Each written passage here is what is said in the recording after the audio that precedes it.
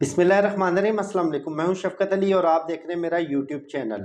इमरान खान के jail plan ने सबको चकरा कर रख दिया। 3 नुकाती जेल प्लान उनका सामने आया है। उस पर तफसीली गुफ्तगू करेंगे और उसके साथ साथ शिकस्त के खौफ ने एक अनजाना खौफ है नून लीग की सफ़ों में।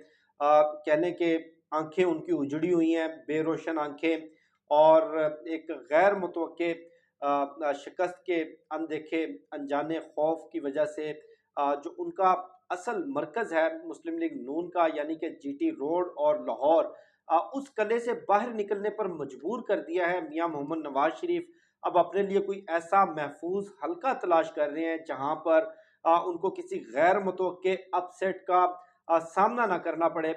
उस पर बात करेंगे, लेकिन उससे पहले दो बड़ी अहम तरीन खबरें हैं, वो मैं आपके सामने शेयर करूंगा। एक तो साइफर केस के ट्रायल के हवाले से सारी कोशिशें ये थी कि किसी तरह से इमरान खान को दिसंबर या मैक्सिमम जनवरी के पहले हफ्ते में इसमें सजा सुनाकर कन्विक्ट कर दिया जाए, और इस तरह से इंतखाबात के वक्त वो जेल में होंगे। और वैसे भी पाकिस्तान के कानून में अगर 7 साल से जायद की किसी को सजा हो तो 1 साल से पहले उसकी दरख्वास्त जमानत समात के लिए नहीं लगती, तो वो तवील अरसे के लिए जेल में ही रहेंगे। और इस तरह बड़ी आसानी से इलेक्शन को मैनेज करके मैनिपुलेट करके चीज़ें अपने हक में हमवार कर ली जाएंगी। लेकिन साइफर केस का फैसला आने के बाद जो कन्विक्शन की ख्वाहिश है वो कम अज़ कम फरवरी के महीने तक चली गई है। फरवरी से पहले किसी सूरत भी इसका ट्रायल पूरा होना मुमकिन नज़र नहीं आ रहा। फिर उसके साथ साथ आज जिस तरह सुप्रीम कोर्ट ऑफ पाकिस्तान के अंदर साइफर केस की समाअत हुई, उससे बहुत सारी चीज़ें वाज़ेह हो गई हैं कि साइफर केस की जो असल बुनियाद थी कि साइफर चोरी हुआ या गुम हुआ, उसके ऊपर तो एफआईआर दर्ज ही नहीं की गई। अब बहरहाल कोई ऐसा केस फिलहाल मौजूद नहीं है जिसमें फौरी तौर पर इमरान खान को कन्विक्शन का सामना करना पड़े और उनको सजा सुना दी जाए। वैसे भी जिस तरह इस्लामाबाद हाई कोर्ट ने फैसला दिया कि जेल ट्रायल किसी सूरत भी ये काबिल कबूल नहीं है, ये गैर कानूनी है, गैर आइनी है, तो उसके बाद जो आखिरी चंद एक ऑप्शंस या चंद एक कार्ड्स बचते हैं, उसमें जो मुमकिना तौर पर सबसे अहम तरीन कार्ड है वो ये कि इमरान खान को तौहीन इलेक्शन कमीशन के मुकदमे में चार्ज फ्रेम करके फर्द जुर्म आयद करके उसमें सजा सुना दी जाए और उसमें उसको उनको डिस्क्वालीफाई कर दिया जाए और 1 या 2 साल की सजा देकर उनको जेल भेज दिया जाए। लेकिन इसके लिए ज़रूरी है कि इमरान खान को जेल से निकाल कर इलेक्शन कमीशन पहुंचाया जाए।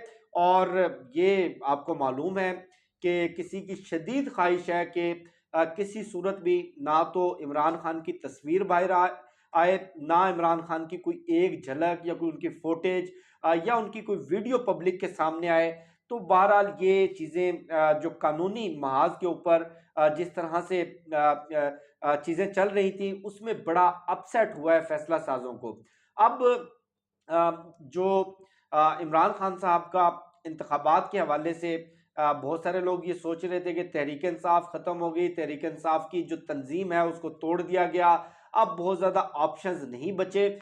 लेकिन खान साहब भी जेल में बैठ के बहुत सारे प्लान्स बना रहे थे, बहुत सारे ऑप्शंस देख रहे थे, और सबसे जो इस वक्त अंडर डिस्कशन ऑप्शन उनका सामने आया है, जो जेल प्लान उनका सामने आया है, उसके 3 बड़े अहम नुकात हैं। एक तो हामिद मीर साहब ने खबर दी और मैंने भी तहरीक इंसाफ के जो सीनियर लॉयर्स हैं उनसे बात करके इसकी तस्दीक की कि 200 से जायद वकला की फहरिस्त इमरान खान ने तैयार कर ली है और इन वकला को इंतखाबात में मैदान में उतारा जाएगा पीटीआई के टिकट्स पर, और ये मुख्तलिफ हलकों से इलेक्शन कॉन्टेस्ट करेंगे और बहुत सारे वकला इन 200 की फहरिस्त में से उनके नाम और उनके मुमकिना हलके भी सामने आ चुके हैं।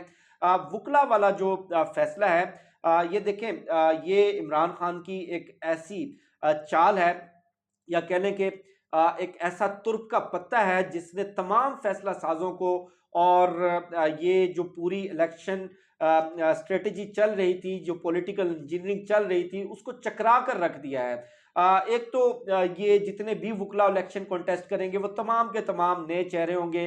ना तो उनका 9 मई से कोई ताल्लुक है, ना वो इससे पहले तहरीक इंसाफ की कोर कमेटी का हिस्सा थे, ना उनके खिलाफ कोई मुकदमात हैं, और वैसे भी वकला बिरादरी आपको भी मालूम है, कारोबार इनके नहीं होते, मिलें इनकी नहीं होती, और बहुत ज़्यादा प्रॉपर्टीज इनकी नहीं होती।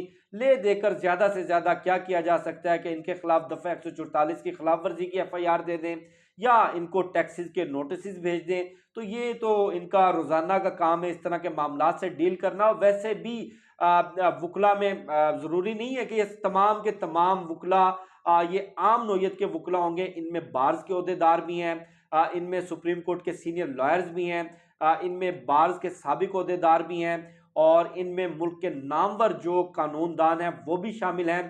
तो निचली सतह के ऊपर, मुकामी सतह के ऊपर कोर्ट कचहरी में इन तमाम कानूनी मामलात का सामना करना वकला के लिए कोई ज़्यादा मुश्किल नहीं होगा। फिर यह भी है कि आखिरी वक्त में किसी खुफिया मुकदमे में कोई नया मुकदमा दर्ज करके इनके कागजात नामजदगी भी मुस्तरद नहीं किया जा सकते। और अब तक जो वकला की मुमकिना फहरिस्त सामने आई है उसमें सलमान अकरम राजा साहब हैं। सलमान अकरम राजा साहब लाहौर से इलेक्शन कॉन्टेस्ट करेंगे, उन्होंने तस्दीक भी कर दी है इसकी। और ख्वाजा साद रफीक के मुकाबले में वो इलेक्शन कॉन्टेस्ट करेंगे। और अहमद अवैस साहब, आप उनको मुख्तलिफ TV चैनल्स पे देखते होंगे, साबिक एडवोकेट जनरल पंजाब रह चुके हैं और माहिर कानूनी माहिर हैं, सुप्रीम कोर्ट के लायर हैं। उन्होंने भी आज हमारे शो में तस्दीक की कि वो भी तहरीक इंसाफ के टिकट पर लाहौर से इलेक्शन लड़ने जा रहे हैं और मॉडल टाउन के हल्के से वो ये इलेक्शन लड़ेंगे। और इसके साथ साथ लतीफ़ खोसा साहब ने अपने बेटे की तस्दीक की है कि उनका बेटा जो हाल ही में लाहौर हाईकोर्ट बार के इलेक्शन के अंदर मुंतखब भी हुआ, वो इलेक्शन कॉन्टेस्ट करेंगे। लेकिन इमरान खान साहब की ख्वाहिश है कि एतजाज़ एहसन साहब भी इलेक्शन कॉन्टेस्ट करें लाहौर से। मेरी इतलात के मुताबिक एतजाज़ एहसन साहब या तो बतौर आज़ाद उम्मीदवार आएंगे तहरीक इंसाफ की हमायत से, या उनकी अहलिया उनकी जगह कौमी असम्बली का इलेक्शन कॉन्टेस्ट करेंगी। इसके साथ साथ शुएब शाहीन साहब, इस्लामाबाद हाईकोर्ट बार के साबिक सदर, वो इस्लामाबाद से इलेक्शन कॉन्टेस्ट करेंगे। शेर अफजल मरवत साहब लक्की मरवत से इलेक्शन कॉन्टेस्ट करेंगे। लेकिन शेर अफजल मरवत साहब की ख्वाहिश है, मेरी उनसे बात हुई कि वो मौलाना फजलुर रहमान के मुकाबले में डेरा इस्माइल खान से भी इलेक्शन कॉन्टेस्ट करें। इसी तरह बैरिस्टर गौहर साहब वो खैबर पख्तूनख्वा से इलेक्शन कॉन्टेस्ट करेंगे। इसी तरह जो दीगर नाम हैं वो आखिरी वक्त तक छुपा कर रखे जाएंगे। आखिरी वक्त में जब ये इलेक्शन शेड्यूल आ जाएगा उस वक्त ये सारे नाम अनाउंस किए जाएंगे और ख़वातीन को भी टिकट दिया जाएगा। ख़वातीन उनमें मेरी इतलात के मुताबिक सारे के सारे नए चेहरे होंगे, चूँकि यास्मीन राशिद साहिबा हैं और आलिया हमजा हैं और तहरीक इंसाफ की सोशल एक्टिविस्ट सनम जावेद हैं। उनके बारे में इतला यह है कि उनको इलेक्शन कॉन्टेस्ट करने की इजाज़त नहीं दी जाएगी, उनकी राह में रुकावटें डाली जाएंगी। और उसके साथ साथ कुछ जो इलेक्टेबल्स हैं पंजाब से ख़ास तौर पर, वो भी आखिरी वक्त में तहरीक इंसाफ के टिकट के लिए अप्लाई करेंगे। और जो दूसरी हिकमत अमली है तहरीक इंसाफ की वो ये कि जिस तरह 2018 के इंतखाबात में हुआ कि आखिरी वक्त में मुस्लिम लीग नून की टिकट्स वापस कर दी गई, अगर इस तरह का कोई अपसेट हुआ, कुछ हलकों में टिकट्स वापसी कर दी गई या टिकट वापस करने का कोई सेटबैक का सामना करना पड़ा, तो इस सूरत में तहरीक इंसाफ की स्ट्रेटेजी यह है कि एक कंपेन चलाई जाएगी कि चूंकि इस हलके में इलेक्शन तहरीक इंसाफ का कोई उम्मीदवार मौजूद नहीं है, लोग निकलें, लोग वोट दें, लेकिन पोलिंग स्टेशन पर जाकर वो 3-4 उम्मीदवारों के सामने अपना निशान लगाकर उस वोट को ज़ाया कर दें, मुस्तरद करवा दें। जब जीतने वाले उम्मीदवार के वोटों की रेशो कम होगी और मुस्तरदशुदा वोटों की रेशो ज़्यादा होगी, तो डेफिनेटली उस हलके के इलेक्शन की उसके नताइज की क्रेडिबिलिटी के ऊपर बड़ा सवालिया निशान पैदा हो जाएगा और वो इलेक्शन अगर कोर्ट्स में चैलेंज किया गया तो वो कालअदम भी हो सकता है। अब मुस्लिम लीग नून हालत आपके सामने है और जितने भी सर्वेज आए हैं उनमें यही नताइज आए हैं, चाहे वो जंग और जियो का सर्वे हो, चाहे वो आज़ाद सर्वेज हों, चाहे वो खुफिया सर्वेज हों, कि 20 से 25% से ज़्यादा मकबूलियत नहीं है और एक अनजाना खौफ है मुस्लिम लीग नून को उनको ये लगता है कि इंतखाबात में कोई बड़ा अपसेट ना हो जाए, इस वजह से मियां मोहम्मद नवाज शरीफ अपने लिए कोई महफूज तरीन हल्का तलाश कर रहे हैं। ये बात मैं यकीनी तौर पे आपसे कह सकता हूं कि वो कम अज कम लाहौर से इलेक्शन नहीं लड़ेंगे, क्योंकि लाहौर से उनको डर ये है कि कहीं क्लीन स्वीप ही ना हो जाए, क्योंकि उनकी अपनी पार्टी के जो इंटरनल सर्वेज हैं उनके मुताबिक मुस्लिम लीग नून लाहौर से ज़्यादा 2 से 3 नशिस्तें हासिल कर सकती है, और वो भी बड़े क्लोज मार्जिन के साथ।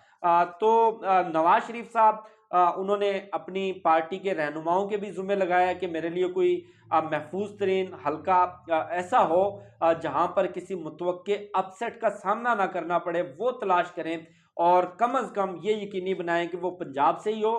तो इतलात के मुताबिक उनको जो सजेशंस दी गई हैं उनमें एक मरी का हल्का सजेस्ट किया गया है और दूसरा सरगोदा का हल्का सजेस्ट किया गया है।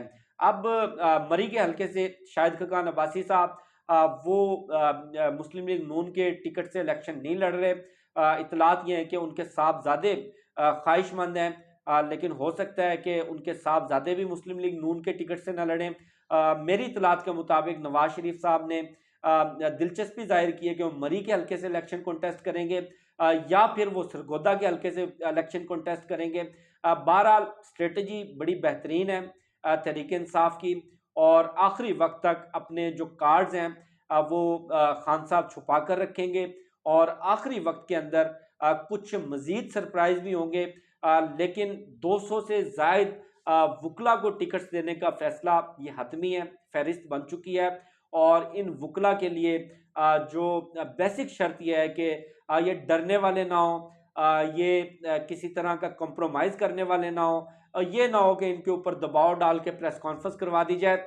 लेकिन ये ऑप्शन बहरहाल ज़रूर अंडर कंसिडरेशन है कि इन 200 में से हो सकता है 40-50 आखिरी वक्त के अंदर टिकट्स वापस कर दें। लेकिन कुछ बड़े इलेक्टेबल्स भी हैं जो इलेक्शन शेड्यूल सामने आने के बाद वो सामने आएंगे, और जो खैबर पख्तूनख्वा के अंदर मेरी इतलात के मुताबिक वर्कर्स को टिकट दिया जाएगा। खैबर पख्तूनख्वा में किसी बड़े अपसेट का या किसी बड़े चैलेंज का सामना नहीं है, और सिंध के अंदर भी कुछ वकला को टिकट्स देने का फैसला सामने आया है, जिसमें आबिद ज़ुबैरी साहब हैं, सुप्रीम कोर्ट बार के साबिक सदर, उनको भी टिकट दिया जाएगा।